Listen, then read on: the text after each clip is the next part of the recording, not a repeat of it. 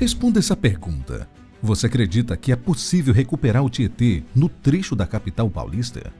Símbolo de orgulho da cidade de São Paulo pelas águas claras até o início do século passado, próprias até mesmo para o mergulho, o rio é hoje um alerta, símbolo constante dos desafios urbanos da cidade.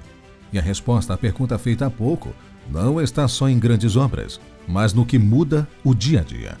Ligar cada casa à rede de coleta de esgoto, levar o esgoto até a estação, manter a operação redonda e tirar do leito o que o rio não dá conta. Neste vídeo, vamos direto ao ponto. Onde o Tietê melhora, onde ainda falta e o que está sendo feito para a mudança aparecer na rua. Menos odor, menos extravaso, menos lama depois da chuva. Fique conosco pelos próximos minutos e descubra tudo o que está sendo feito para a ligação, tratamento e proteção contra cheias de um dos rios mais emblemáticos das Américas. O Tietê nasce na Serra do Mar, no município paulista de Salesópolis, a apenas 22 quilômetros do Oceano Atlântico. Ao longo de quase 1.100 quilômetros de extensão, o rio cruza a Grande São Paulo, recebe o Pinheiros e segue o estado de leste a oeste, desaguando no Rio Paraná. Por muito tempo, foi chamado por Rio Anhembi, e só mais tarde, no período colonial, os bandeirantes consolidaram o uso do Tietê, já corrente entre os povos indígenas da região. Em Tupi-Guarani, Tietê significa Rio Grande, ou Rio Verdadeiro. Por falar em grandeza, não são apenas obras faraônicas que resultaram na limpeza do Tietê. Aliás, o guarda-chuva dessa agenda é o Integra Tietê. Lançado em 2023, o programa contará com investimentos totais de 23,5 bilhões de reais até 2029 para saneamento, dragagem, pôlderes e monitoramento. Até o momento, em 2 anos de iniciativa, mais de 2,3 milhões de metros cúbicos de sedimentos saíram do Tietê e afluentes, o equivalente a aproximadamente 200 mil viagens de caminhão com capacidade de 12 metros cúbicos. E o governo abriu um painel público para compartilhar a execução. Mas se hoje a régua é ligar, tratar e proteger o Tietê são palavras de ordem, vale voltar ao passado. Afinal, como chegamos até aqui? E por que as enchentes mostraram que fazer o básico continuamente funciona, mais do que projetos mirabolantes? Nas décadas de 1980 e 1990, alagamentos já faziam parte da rotina do paulistano. Não eram necessárias tempestades para que a Marginal Tietê, bem como a Marginal Pinheiros, transbordasse com frequência. As enchentes frequentes interrompiam vias e atrasavam ônibus e trens. Em áreas de várzea, casas eram atingidas e famílias precisavam sair às pressas. O feito era direto na rotina e no bolso. 30 anos depois, os problemas se agravaram. Especialistas apontam que os transtornos aumentaram, puxados por adensamento, ocupação de várzea e falta de planejamento de longo prazo. Em 1991, a capital tinha cerca de 9,6 milhões de habitantes. Hoje, são mais de 11 milhões e 900 mil, com quase 1/3 dos prédios erguidos nas últimas 3 décadas. Pressão direta sobre a drenagem. Aliás, um episódio que marcou essa trajetória recente veio em 10 de fevereiro de 2020. Em 3 horas, choveu na Grande São Paulo, metade do previsto para todo o mês. Em 24 horas, foi a maior chuva de fevereiro de 37 anos, segundo o Instituto Nacional de Meteorologia, o INMET. É por experiências como essas que nasceu a motivação atual de recuperar o Tietê de forma integrada. A fase das obras grandes, ETEs e coletores-tronco, reduziu a carga orgânica e devolveu fôlego ao rio, mas deixou um último quilômetro sensível.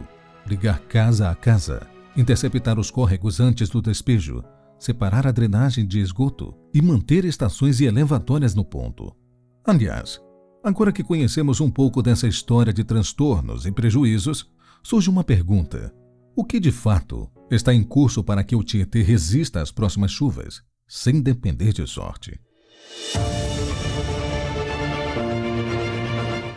A resposta se organiza em 5 frentes que caminham juntas. São elas: ligações domiciliares, coletores de bairros e interceptores, estações de tratamento, desassoreamento e pôlderes com comportas.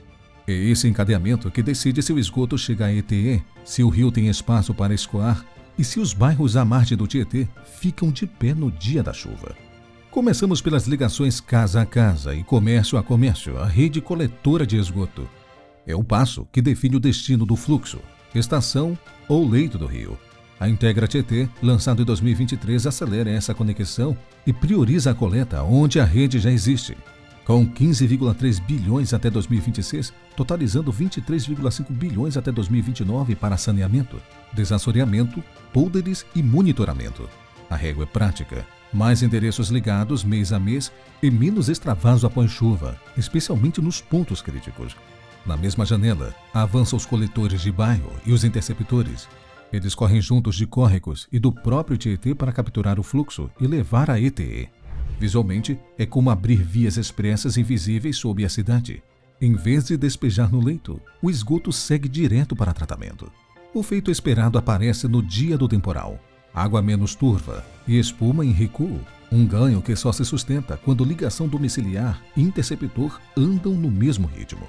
Em paralelo, ajustam-se as estações de tratamento. A ETE Barueri, a maior do sistema, opera com capacidade instalada de 16 mil litros por segundo. Quando a rede entrega vazão estável e sem água de chuva misturada, a eficiência se mantém e o entorno sente a diferença. Na prática, isso equivale a 57,6 milhões de litros por hora. Enquanto isso, o desassoreamento segue em calendário anual. Desde 2023, frentes de drenagem vêm retirando sedimentos que roubam a seção de escoamento. Cada lote fecha com batimetria para mostrar o ganho de profundidade. Em 2024, o volume acumulado divulgado já equivalia a milhares de viagens de caminhão entre Tietê e afluentes. Em 2025, novas frentes foram abertas para manter o ritmo. Com isso, a água passa com mais facilidade, o nível baixa mais rápido e a lama deixa de voltar às portas das lojas. Nas várzeas entre os polders e comportas, em pico de cheia isolam o bairro, acumulam a água em um reservatório e devolvem com bombas quando o nível do rio permite. Para quem mora ali, o que conta é o desfecho, estoque preservado, carro fora d'água e comércio reabrindo no dia seguinte. Para não perder o avanço, operação e manutenção entram como peça-chave. São programadas janelas, grades são limpas e coletores com câmera inspecionados. A telemetria acompanha nível, vazão e qualidade em tempo quase real e os dados alimentam ajustes finos antes do próximo temporal. Na leitura independente da SOS Mata Atlântica, a extensão da mancha de poluição do Tietê encolheu de 207 km em 2024 para 174 km em 2025, ainda com trechos críticos a serem resolvidos.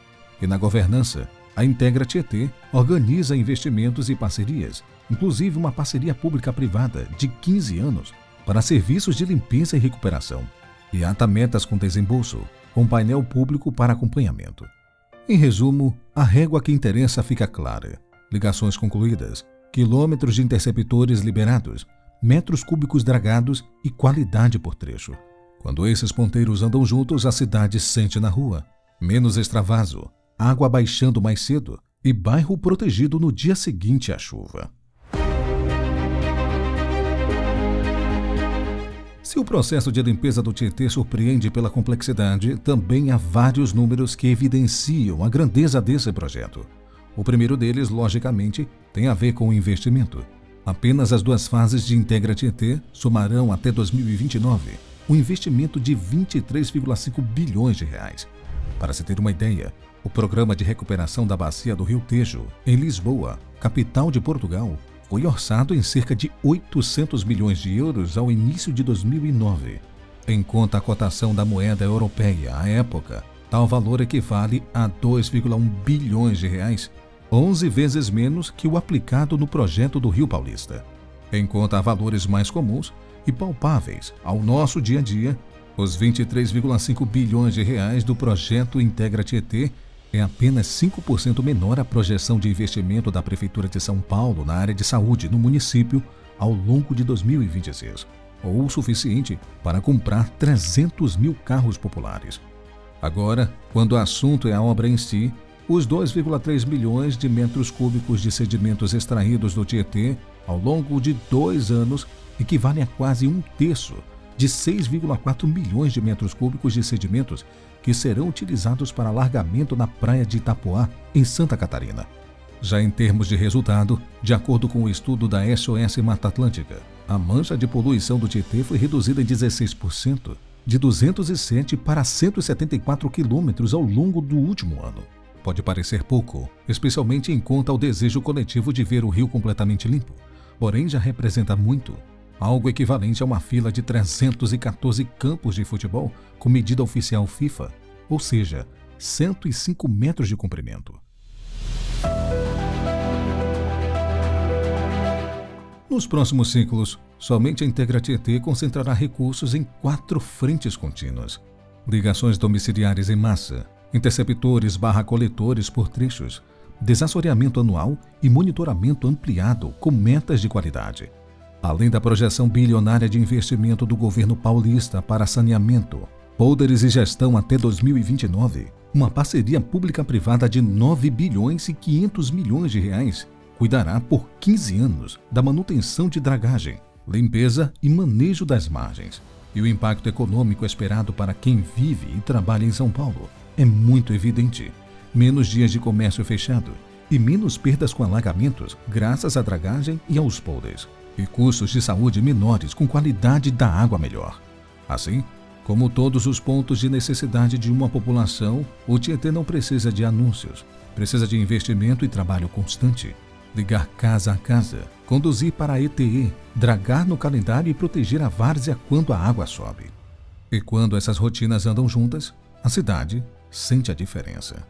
Obrigado por ter assistido este vídeo até aqui. O que você acha dessa obra de limpeza e manutenção do Rio Tietê? Deixe sua opinião aqui nos comentários. Está demorando? Não está? Está no tempo certo? E quais são suas expectativas para que 2026 nós tenhamos o melhor Tietê possível? Deixe aqui nos comentários. Eu vou ficando por aqui. Um forte abraço e até o próximo vídeo.